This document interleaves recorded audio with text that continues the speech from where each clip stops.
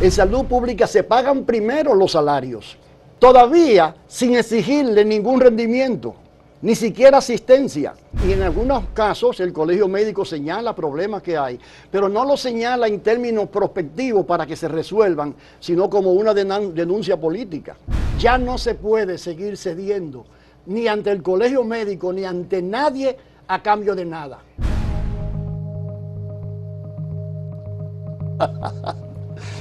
El sistema de seguridad social de República Dominicana cumple 20 años y ha estado sometido a embates y a discusiones y a debates políticos en el Congreso, en otras áreas, pero el sistema de seguridad social ha contribuido mucho con la economía de República Dominicana. Hay un ahorro que supera ya la cantidad de ¿cuánto? 1 billón, 1.000 millones, no, 1.000 millones no, eso es muy poco realmente, ¿no? Estamos en los 900.000 millones de pesos acumulados en pensiones en República Dominicana.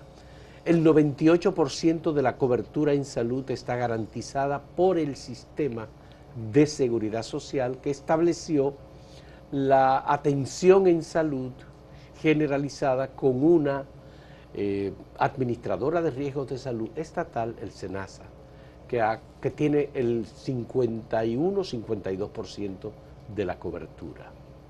Y eso tiene un complemento de sustentabilidad económica. No se trata de la cobertura estatal a través de centros hospitalarios sin costo alguno o con algún copago. Todo este sistema, con apenas 20 años, también ha permitido que República Dominicana salga de alguna de las dolencias más terribles que ha tenido la sociedad en materia de atención a personas envejecientes, enfermedades catastróficas, accidentes de trabajo, etc. Todo eso está ahí y hay que dejarlo ahí y analizarlo en relación con qué pasa en otros lugares en donde no ha habido el sistema de seguridad social que hemos tenido en República Dominicana. Arismendi Díaz Santana es economista, es el autor de la Ley 8701 de Seguridad Social de República Dominicana, fue el primer gerente general de la Seguridad Social en República Dominicana, es un economista que se formó en República Dominicana, pero ha trabajado en España, ha trabajado en toda América Latina, ha trabajado con organismos internacionales como el BID, el Banco Mundial, la OPS, OMS, y tiene una fundación que se llama Seguridad Social para Todos, que orienta y apoya el sistema de seguridad social en República Dominicana para que se complete. Porque pese a que tenemos 20 años, de la Ley de Seguridad Social apenas hemos llegado a poner en práctica nada más que la mitad de los elementos que contiene la ley. Son muchos los intereses. Y vamos a hablar con Arismendi ahora sobre qué es lo que nos falta para completar todos los elementos positivos que contiene la Ley de Seguridad Social. Tanto en la parte de atención en salud como en la parte de pensiones, que es una parte fundamental para garantizar una dignidad en el retiro. Arismendi, muchas gracias. Muchísimas gracias a ti, Fausto, por la invitación y además por el hecho de tomar la seguridad social como una secuencia de entrevistas de personas que pueden aportar a una mejor solución del sistema de seguridad social para todos los dominicanos. Bien, me gustaría saber por qué no hemos terminado de aplicar todos los componentes que tiene la ley 8701 y que a 20 años todavía nos resta un altísimo porcentaje de las reivindicaciones de esa ley. ¿A qué se debe? Mira, en materia de salud no hemos podido avanzar lo suficiente, como tú dices y como yo digo, estamos a medio talle todavía. Por ejemplo, la atención primaria. Por la atención primaria. Por ejemplo. Pero la razón, déjame explicar la razón fundamental del cambio del sistema del viejo seguro social a la seguridad social que hemos logrado en República Dominicana. Mira, la clave está en cómo se asignan los recursos de la seguridad social. En el seguro social y en salud pública, los recursos se asignan de una manera totalmente diferente a como se asignan en la seguridad social. En la seguridad social, los trabajadores aportan al sistema, la tesorería se lo pasa a las administradoras de riesgo de salud en función de la cantidad de afiliados que tienen, y esas administradoras pagan los servicios que están contemplados en el plan básico de salud. Eso quiere decir que mientras más servicio preste un médico, más recursos va a recibir. Eso está claro, ¿no? Está clarísimo. Mientras más atención adecuada, tratamiento considerado tenga una clínica o un hospital, más recursos va a recibir. Hasta ahí vamos bien, ¿verdad? Sí. Sin embargo, todavía queda una rémora del pasado. En salud pública. Del seguro social. Sí. O del modelo del seguro social. Del modelo. En salud pública es diferente. En salud pública se pagan primero los salarios. Vamos a poner el caso al personal médico. Al personal médico. Bien. Todavía sin exigirle ningún rendimiento, ni siquiera asistencia. Ya. Entonces, el resultado es que no hay un incentivo ni para asistir a los centros de salud, ni mucho menos para dar un servicio. Es decir, que el médico del sistema de salud pública debía cobrar por la cantidad de servicio que ofrece. Así es que dice la ley. Ya. Así es que debe decir la ley. Y déjame decirte una cosa, cuando yo fui gerente y ahora estoy en condiciones de demostrar que si fuese así los médicos ganarían más. Escúchame un segundito, los médicos que trabajan ganarían más. Porque si se aplica ese sistema, y aquí viene el por qué no se ha avanzado en ese sentido, muchos médicos que no acuden, que no trabajan, que tratan mal a los pacientes, no van a recibir nada. En este momento, un médico responsable, que lo hay de sobra en todos los niveles en la República Dominicana, gana exactamente lo mismo que uno que no acude y que trata mal a los pacientes. Entonces es una distorsión. Entonces esa es una distorsión total. Y ese es un lastre, una rémora del pasado sistema de institutos de seguros sociales. Por eso es que se ataca y se oponen a la atención primaria de salud. Bien, entonces me interesa esto. El colegio médico es la entidad, organización profesional, asesora del Estado en materia de salud, pero al mismo tiempo representante de las reivindicaciones e intereses de los profesionales de la salud. Así es. Entonces, ¿qué va primero? ¿Ser asesor del Estado en esta materia o ser representante de las reivindicaciones de sus miembros? Bueno, comenzando, Fausto, porque yo no conozco muchos casos en que haya la función de asesoría al Estado. Al contrario, tú ves al colegio médico haciéndole oposición, incluso a medidas buenas que ha tomado el Estado en el pasado y que está tomando en este momento. Y continuamente haciendo huelgas. Exacto. Y en algunos casos el colegio médico señala problemas que hay, pero no lo señala en términos prospectivos para que se resuelvan, sino como una denuncia política. O sea que desde este punto de vista de colegio médico, es poca la función que ha llenado nuestro colegio médico dominicano. El colegio médico dominicano sigue siendo un sindicato. Sigue siendo un sindicato. Porque a lo único que se dedica, o a lo que fundamentalmente se dedica, es a defender los intereses de sus afiliados, cumplan o no cumplan con la ley. Ya. ¿Cómo se puede combinar este sistema de seguridad social que privilegia el servicio, la calidad, la elección del cliente, del afiliado, porque en definitiva él decide quién es su médico, sí, a quién acude para recibir un servicio, con esta situación que ofrece el colegio médico como sindicato? Esa es una excelente pregunta. Esa respuesta está contemplada en el artículo 173 de la ley. Tú puedes consultarla mañana, si quieres, los amigos que están escuchando pueden consultarla. Ese artículo dice que para seguir con el ejemplo de los médicos, que no son los únicos, y que conste que hay muchísimos médicos que trabajan, que se fajan, que son profesionales, y que tienen una vocación increíble en República Dominicana, pero hay otros que no. Pero eso en el sistema de seguridad social ganan mucho dinero. Exactamente. Incluso a través de la ARS. Sí, no, pero además de eso, en salud pública son los que se fajan y mantienen los hospitales funcionando, los otros andan en su casa o en su consultorio privado. Y con un salario. Y con un salario igual. Y cuando vengan los aumentos son iguales. Y Sí. cuando venga la pensión es igual. También, le beneficia también. Y yo te digo esto, Fausto, a propósito, porque a mí me tiene mucha confianza mucha gente en este país. Y hay muchos médicos que se acercan a mí a decirme lo que ellos no pueden decir públicamente.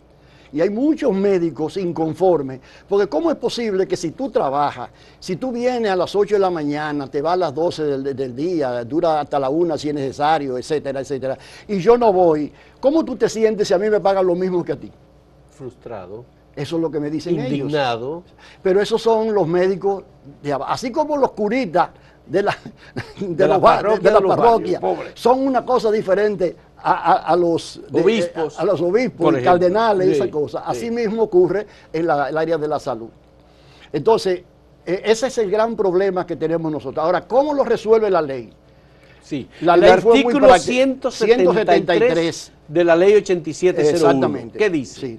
Dice que a los médicos, por ejemplo, a los médicos se les va a pagar un salario básico fijo, como el que existe en este momento, ¿no, verdad?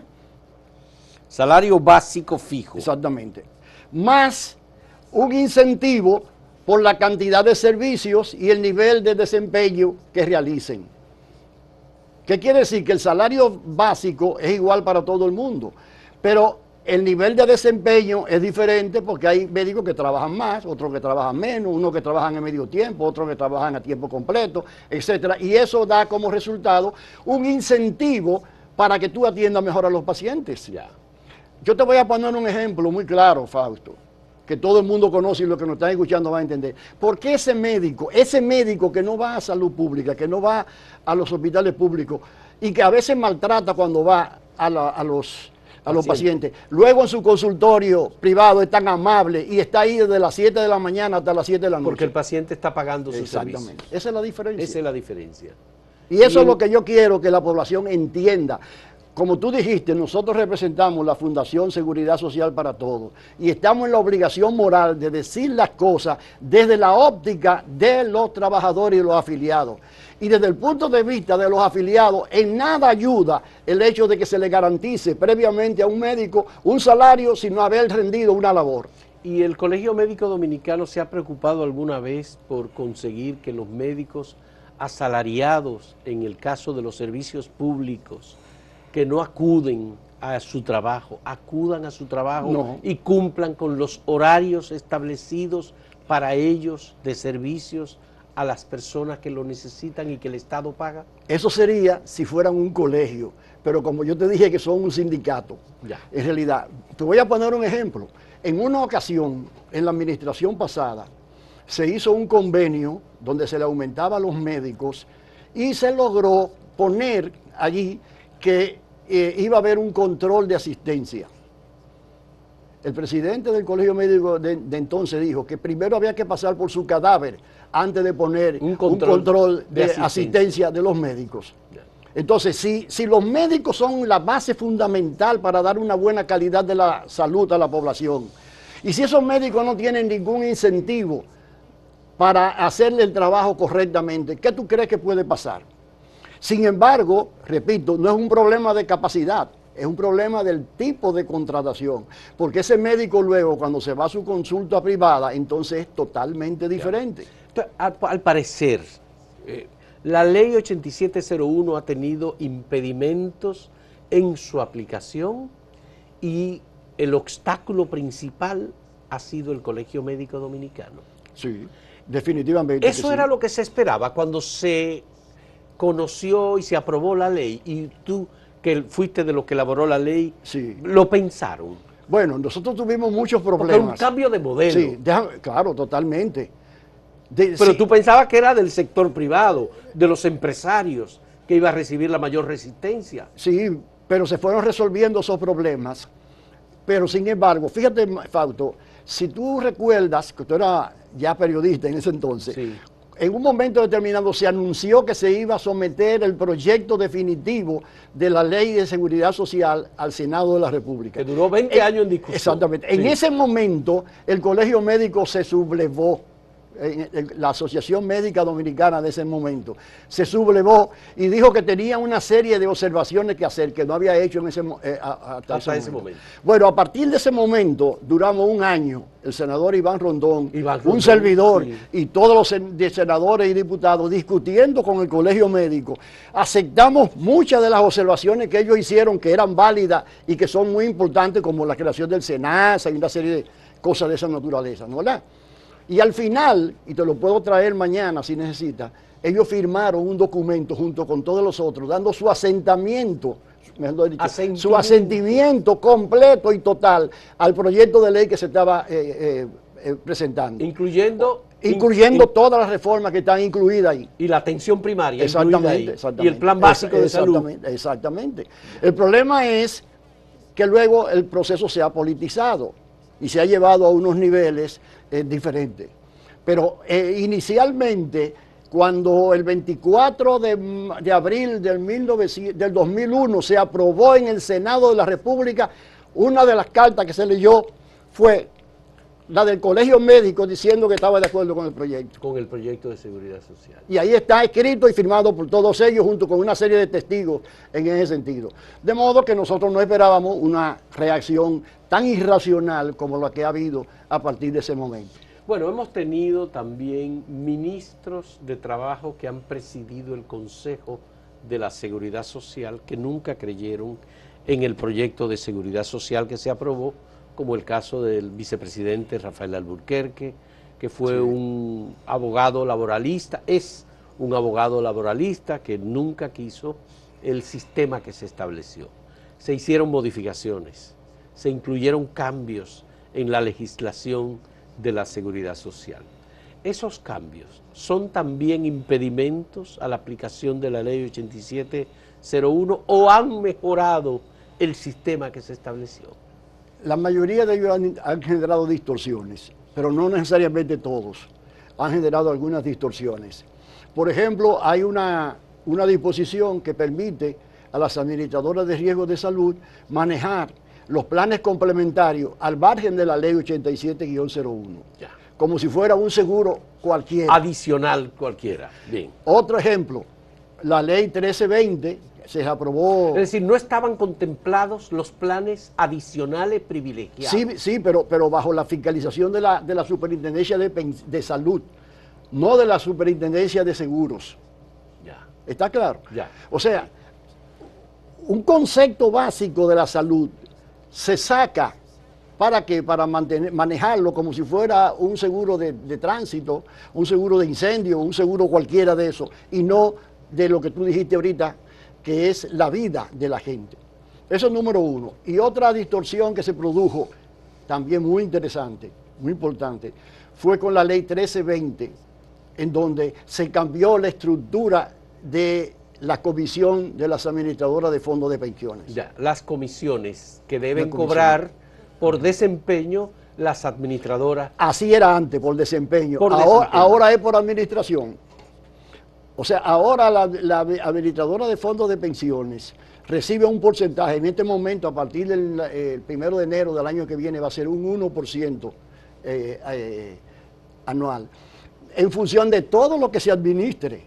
Eso quiere decir que si en un momento determinado los trabajadores tienen pérdida, ellos siguen ganando, y ganando igual. Pese a las pérdidas de los trabajadores. Que fue lo que yo quise evitar cuando visitamos a Chile en el 1999 y vimos ese problema en Chile. Establecimos aquí un sistema totalmente novedoso y diferente, que era el que permitía a las administradoras de fondos de pensiones recibir una parte de la ganancia adicional que se lograra en el sistema.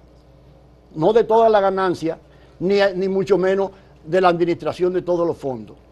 Y esa conquista importante, que todavía hay mucha gente que lo lamenta que se haya cambiado, se modificó en el 2020. Esos son dos ejemplos de distorsiones que, aunque no denaturalizan la ley en completo, pero por lo menos no van en la dirección correcta. Ya. Obviamente que los fondos de pensiones han generado, ya derivando a esta parte de la pensión, saliéndonos de la parte de salud, han generado también intereses y hasta gente populistas que ha querido Hay de establecer todo. un sistema de repartición con esos fondos de pensiones. El Estado ha recurrido a esos fondos de pensiones para destinar parcialmente un monto de los recursos para la construcción de viviendas de bajo costo. Algunos fondos han sido destinados para universidades. Es decir, ha habido siempre alguien que está pensando en la posibilidad de utilizar las pensiones que se han acumulado. Y el Estado es uno de ellos. Ahora, el Estado también utiliza esos fondos porque tiene acceso a ellos, paga intereses por ello, y hasta ahora la rentabilidad de los fondos de pensiones ha sido positiva. Sí, exactamente. Eso ha No, y sido el así. Estado ha sido responsable porque ha cubierto los intereses que ha habido que pagar en ese momento. El único problema de eso que tú estás diciendo, Fausto, es con visión de futuro, en el sentido de que hay una ley natural que se basa en un refrán popular de que los fondos de pensiones y los ahorros no pueden ponerse todo en una sola canasta. Ya. Entonces, hasta hace unos meses, vamos a decir así, casi el 80% de todos los recursos que han aportado los trabajadores, más los intereses que eso ha generado, estaban o en manos de Hacienda o en manos del Banco Central. Del Banco Central. Y aunque eso es el Estado, no deja de ser algo riesgoso. Por eso la necesidad de diversificar La fuente diversificación de la inversión. Sí. Vamos a hacer una pausa y retornamos en un momento con Arismendi Díaz Santana hablando sobre estos procesos y las posibles nuevas modificaciones de la Ley de Seguridad Social que están en camino. Así es. En un momento retornamos.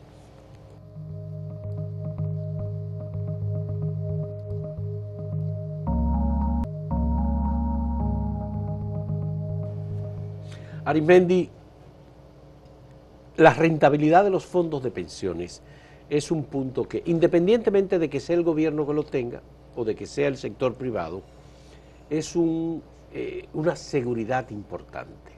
Así es. Porque es el ahorro nacional, en definitiva. Así ha pasado en muchos otros países. Hay algunos países que han ido variando, cambiando de un sistema de reparto a otro tipo de sistema y viceversa. ¿Qué es lo que, en definitiva, da resultado por tu experiencia y por el conocimiento que tú tienes de las pensiones? Hay un libro que tú publicaste sobre las pensiones dignas y sostenibles para todos, los grandes retos de la longevidad. Es decir, pensar en el futuro, pensar en lo que han construido esta sociedad, la economía, lo que han desarrollado, etcétera, y que para todos sea un retiro con dignidad, que la gente no se muera por desatención o por abandono o por soledad. Así mismo, mira, Fausto, me alegro que tú cites ese libro. El gran desafío del mundo, no de República Dominicana, el gran desafío del mundo es la longevidad, porque el desarrollo de la ciencia médica, el desarrollo de la tecnología, el desarrollo económico y social, está multiplicando progresivamente los años de vida saludable y en consecuencia la esperanza de vida.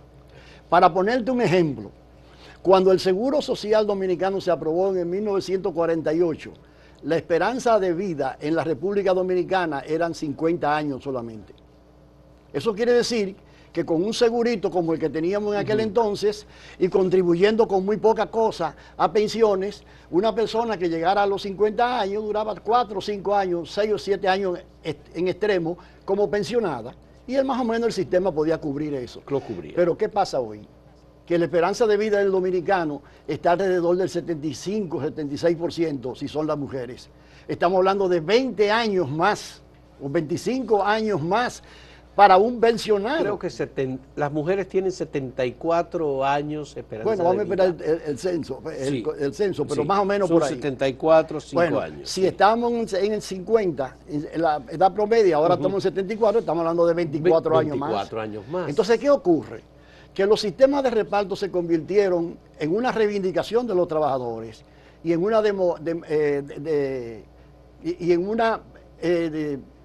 consigna populista de los gobiernos. Y eso se convirtió en algo fijo que los trabajadores no quieren modificar. A pesar de el sistema de reparto. Sí, y lo de capitalización individual, pero el de reparto es el más viejo. ¿Qué quiere decir eso?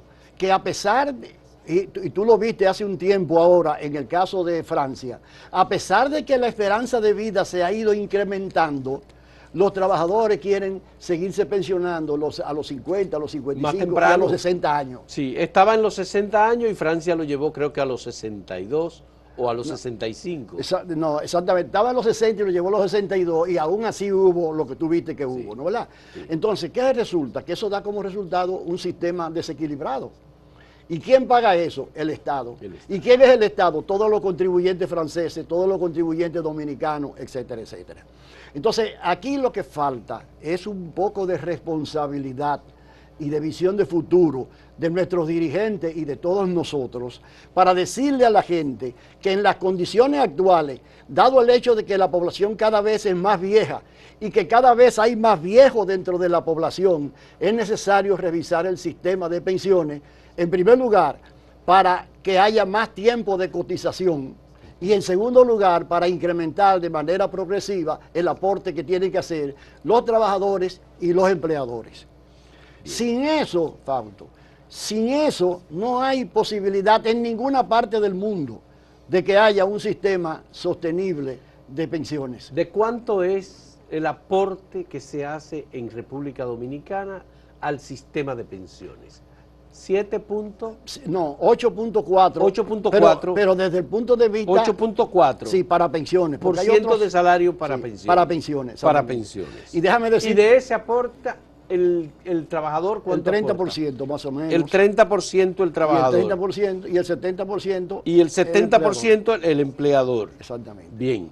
Entonces, ¿con eso es suficiente? No, no es suficiente. Yo tengo todos los cálculos en ese libro que te estoy diciendo y lo puedo demostrar a cualquier persona que quiera, cualquier institución, cualquier universidad, lo que sea.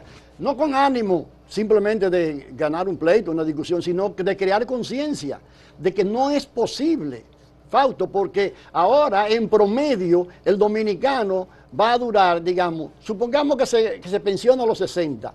Si la esperanza de vida son 74, son 14 años. Sí. Hay que buscar recursos para 14 años. Antes se buscaba recursos para 5 o 6 años. Sí. ¿Tú entiendes? Entonces eso no se logra con tan poca cosa. Yo digo en el libro que ahora con el crecimiento de la longevidad, los recursos para el retiro no pueden ser marginales. El dominicano y el europeo también, el dominicano gasta su dinero, su cosa, y no está pensando en el ahorro para el retiro. Y déjame decirte que hasta los países más desarrollados del mundo ya están no solo mejorando, ampliando la cantidad de tiempo de cotización, ampliando los tiempos para poder recibir la pensión, sino que además estimulando mediante fórmulas de inserción impositiva el ahorro individual adicional, porque la longevidad ha crecido tanto que ya no hay ningún sistema, ni el norteamericano, ni el francés, ni el alemán, ni mucho menos, que pueda garantizar pensiones dignas, a menos que tú no tengas una cuenta de ahorro adicional al sistema de reparto. Te voy a poner un ejemplo. Alemania es la locomotora económica de Estados Unidos. Y el promedio de las pensiones no llega al 50%. O sea que un alemán, después que ha provocado todos esos carros modernos y toda esa modernidad que tiene Alemania, no va a recibir ni siquiera la mitad del salario con que... Y si eso está ocurriendo en Alemania, donde el porcentaje de cotización es 18, 19, 20%, ¿qué va a pasar en República Dominicana, donde es la mitad?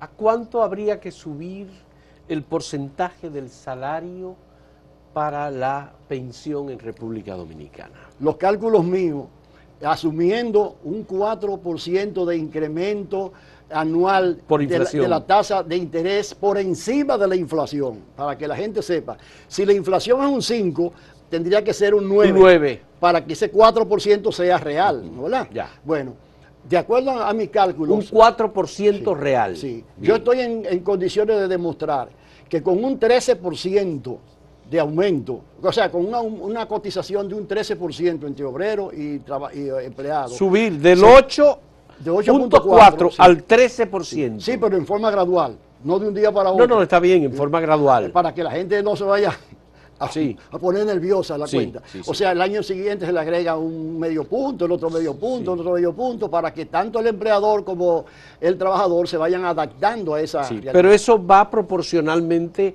a los porcentajes que aporta el empleador y el trabajador. Sí, se distribuye entre ellos. El 70% de ese 13% lo aportaría el empleador y el 30% lo aportaría el trabajador. Permíteme una cosa ahora. A ver.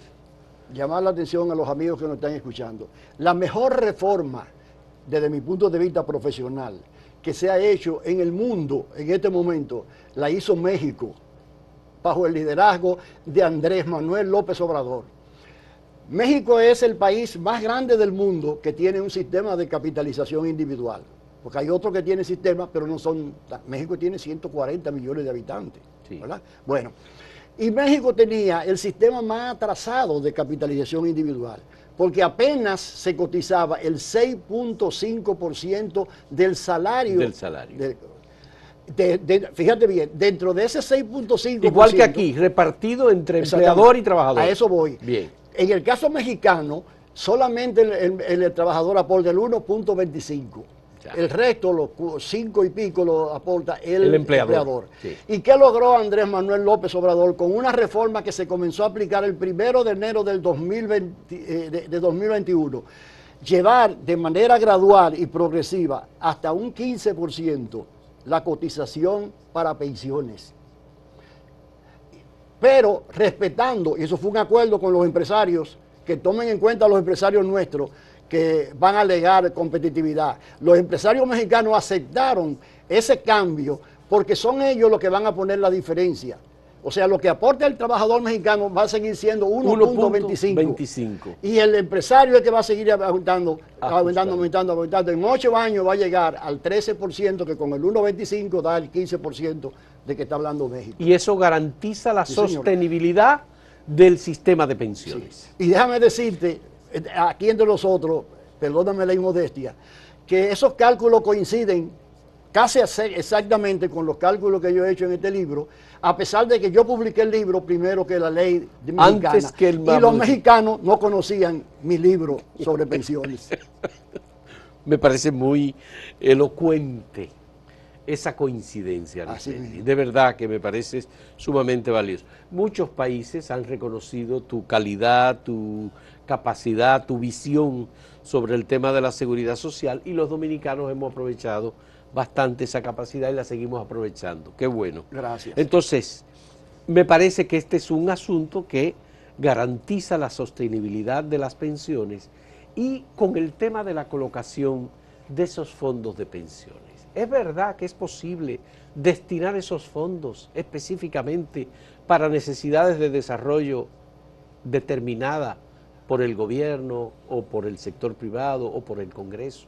¿Cómo lo haríamos? Inevitablemente tenemos que hacer eso, y la ley lo previó. Es más, la ley fue más lejos, porque como dijo aquí ayer el amigo Jesús Feriglesia, como nosotros fuimos de los últimos en hacer una reforma, tuvimos el privilegio de conocer todos los avances de otros países y todos los fracasos y los problemas, y entonces tratar de minimizar esos fracasos y problemas y de incorporar lo más avanzado.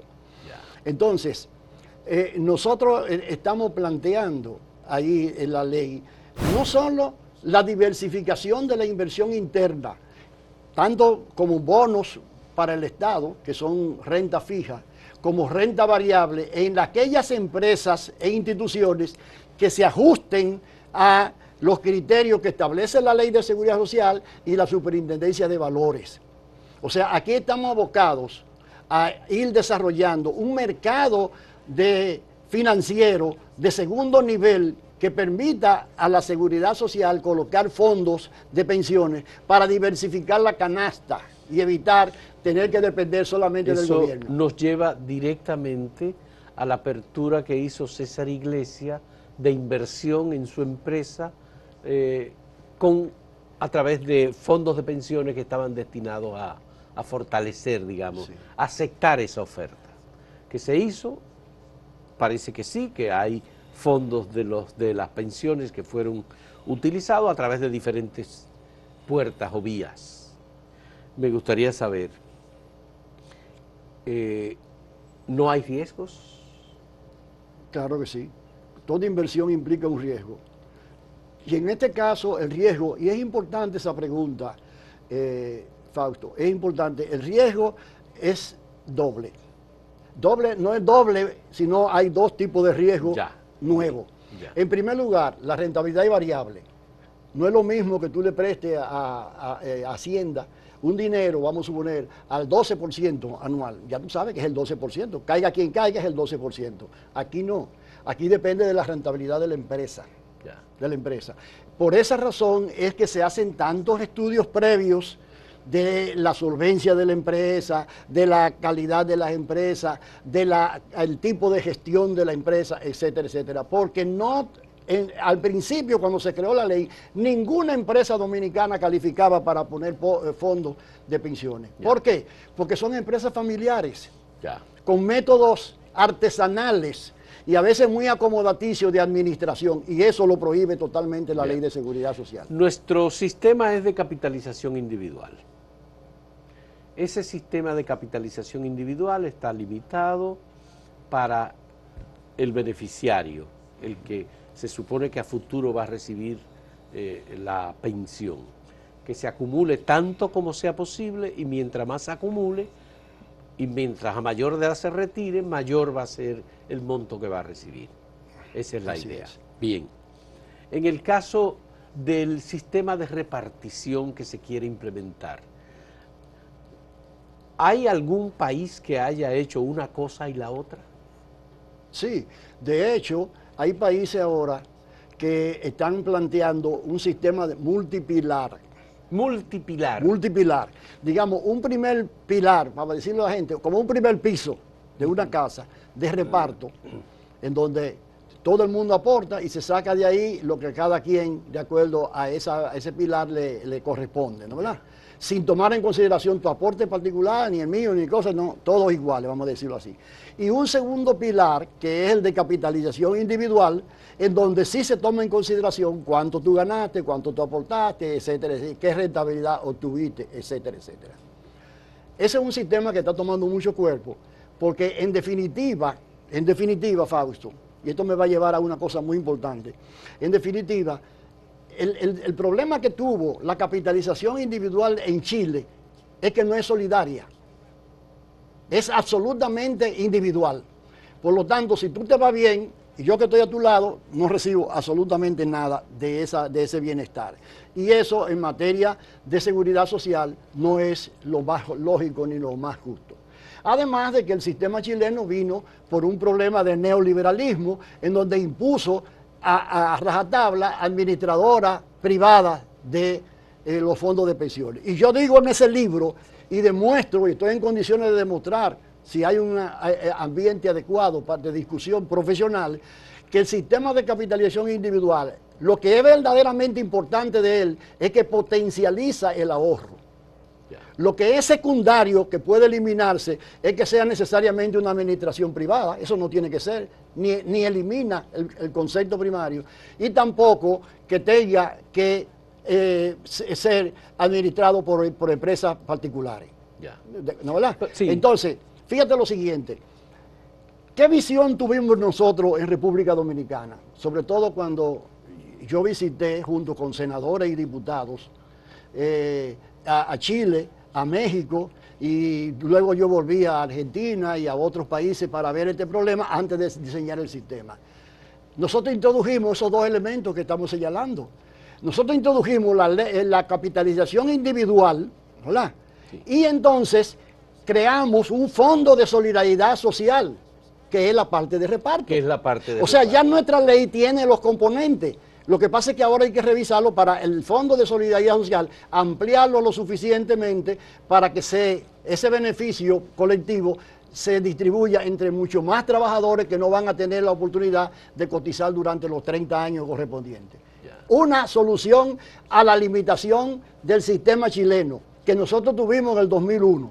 Y la otra solución a una limitación fue que nosotros establecimos por ley una administradora de fondos de pensiones del Estado, lo que no existía en Chile. Ahora en Chile están pensando en ese tipo de problemas. Ahora México está pensando en el tipo de problemas que nosotros resolvimos aquí en el 2001. En el 2001. O sea, dos cosas importantes nosotros establecimos, otras más. Una, un sistema, una parte de solidaridad social, que el Fondo de Solidaridad Social, que solo lo aportan los empleadores y que lo administra solamente el Banco del Estado, o sea, la AFP Reservas. ¿Verdad? Y lo segundo fue que establecimos por ley obligatorio que por lo menos tiene que haber en República Dominicana una administradora de fondos de pensiones del Estado, para que aquella gente que no quiera colocar su dinero en el sector privado tenga toda la libertad de hacerlo en el sector público.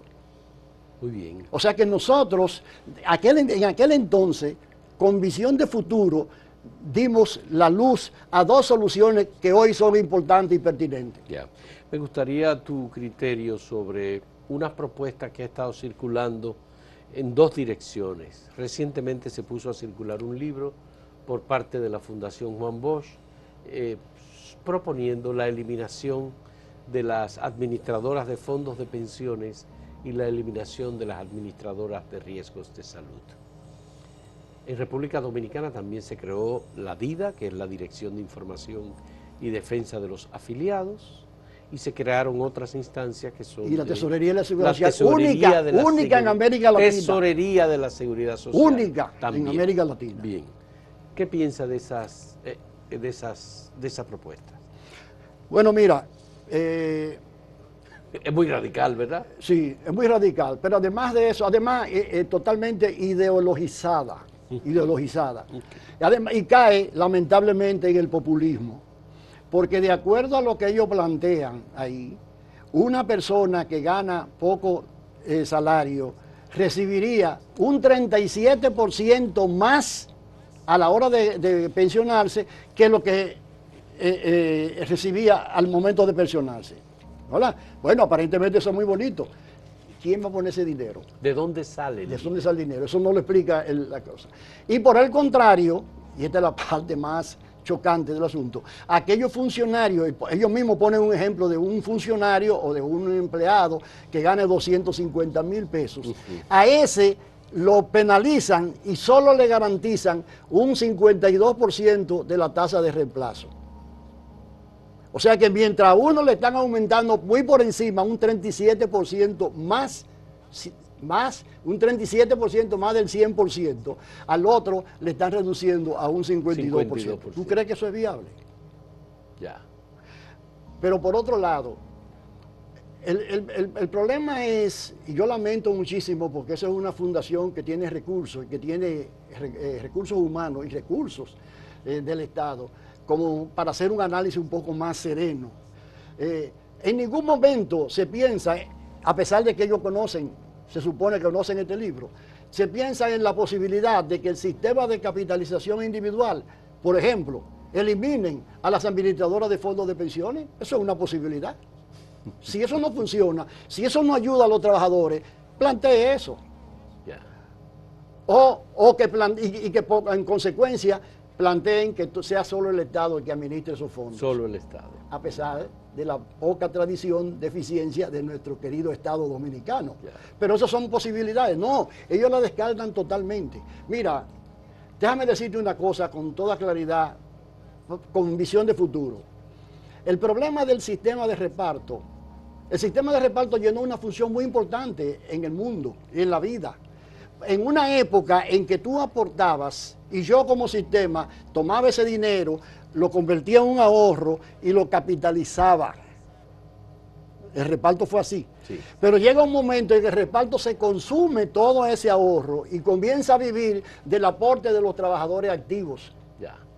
Y en el mundo moderno, en Europa y en todas partes del mundo, se está demostrando que los trabajadores activos tienden a reducirse mientras los pensionados y jubilados tienden a aumentar.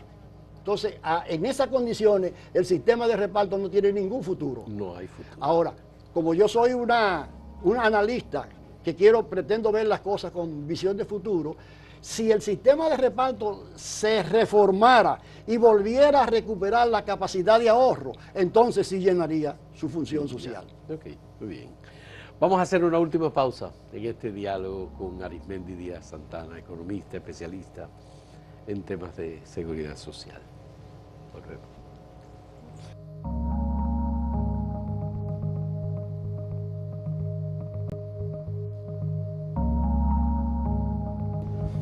Con el conocido nivel de debate que tenemos en nuestro país y con algunas presiones legislativas y posiciones ya preasumidas por partidos políticos, ¿tiene futuro el fortalecimiento de la seguridad social en el país?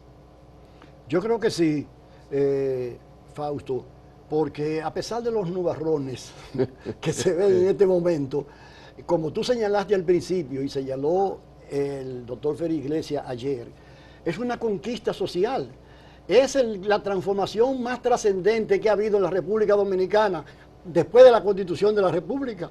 Sí. En consecuencia, siempre habrá más gente que apoye su mejoramiento que gente que intente eliminarla. Es la mayor conquista social del siglo que hemos tenido, del siglo XX. Así mismo. Se puede decir, Así mismo. porque en realidad fue en el 2001 que se aprobó la ley, Sí. 8701. Sí.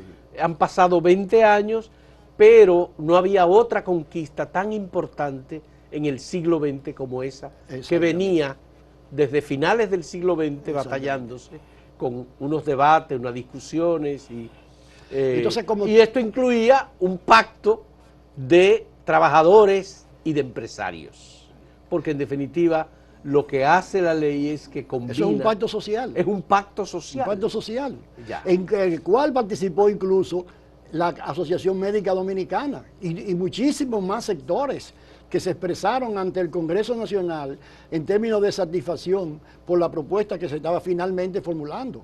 Porque déjame decirte, la participación del Colegio Médico o la Asociación Médica Dominicana fue en sentido general positiva. Yo te puedo señalar 5 o 6 artículos importantes que fueron modificados o incluidos a consecuencia de esas discusiones con la creación del SENASA, por ejemplo, que no, me dijiste. no se puede ser mezquino en ese sentido. El problema ha sido después que en vez de propugnar por hacer avanzar esa conquista, lo que están es apuntando a que quiebre.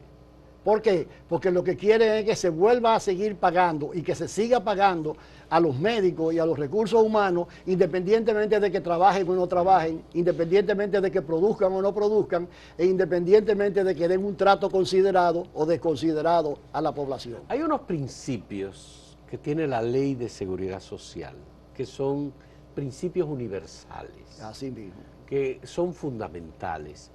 Uno de esos principios es la racionalidad en el uso de los recursos disponibles en un país como República Dominicana.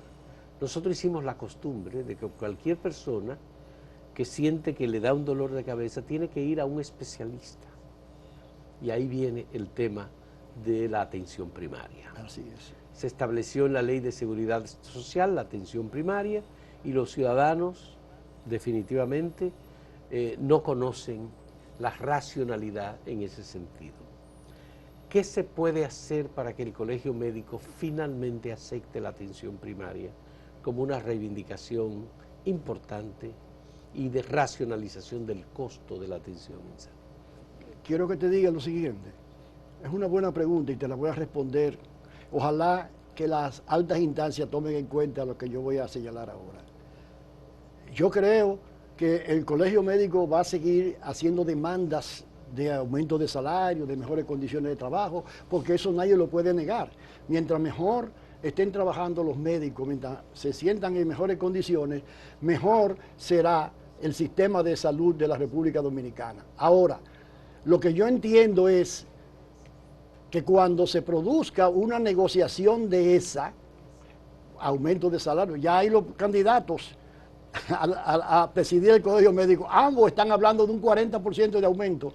Yo creo que el país tiene que estar en condiciones para decirle, bueno, nosotros podemos garantizarle este aumento de salario a cambio de la atención primaria, la reforma, etcétera, etcétera, etcétera.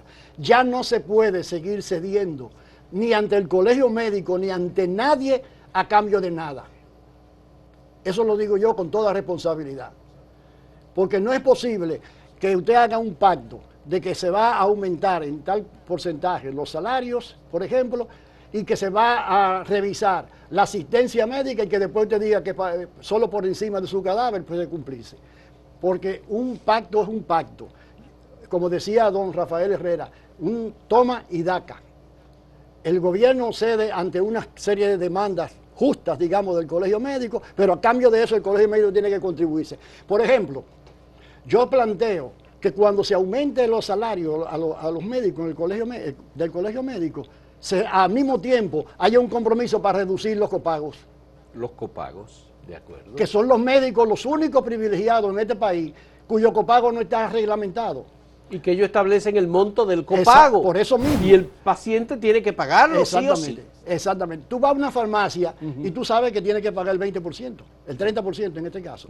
Tú vas a hacerte unos análisis y tú sabes que tienes que pagar el 20%. Tú vas donde tu médico y no sabes cuánto te va a cobrar él.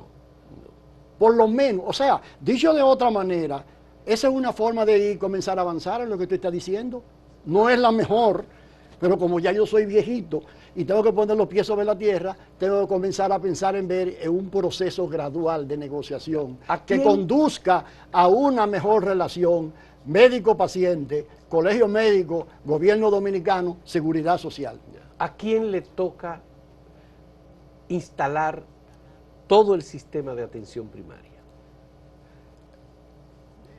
En primer lugar, al Ministerio de Salud Pública, que tiene que revisar, actualizar los protocolos correspondientes a eso, porque es una función... Eso es protocolo. Sí. Eso es protocolo. Sí, exactamente. Ese es regulador normativo. Exactamente. La forma en cómo se va a ejercer la medicina en ese nivel de atención. En ese nivel de atención. Y lo segundo le corresponde a la CISARRIL, que es el problema de cuánto va a costar la cápita, etcétera, etcétera, y cuáles van a ser las modalidades de afiliación de la población a esa unidad de atención primaria. Ya.